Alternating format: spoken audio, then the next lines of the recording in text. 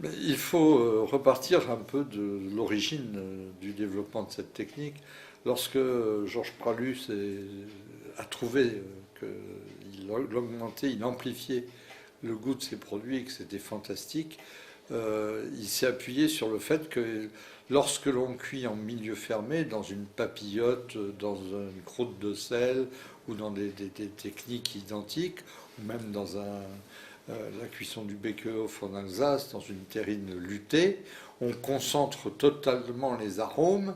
Et comme le but de la cuisson, en général, justement, c'est de donner du goût, c'est d'essayer globalement de récupérer le goût qui vient du gras pour le fixer sur la partie collagénique du produit.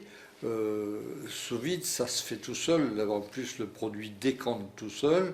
Il y a une séparation naturelle entre le gras et le reste du produit. Et on a effectivement un produit qui a beaucoup plus de goût parce qu'il cuit à l'étouffée, il cuit enfermé dans son milieu. D'où l'intérêt pour le sous-vide d'avoir toujours d'excellentes matières premières très fraîches pour ne pas avoir de goûts parasites qui vont se développer et qui vont altérer la qualité de cette technique.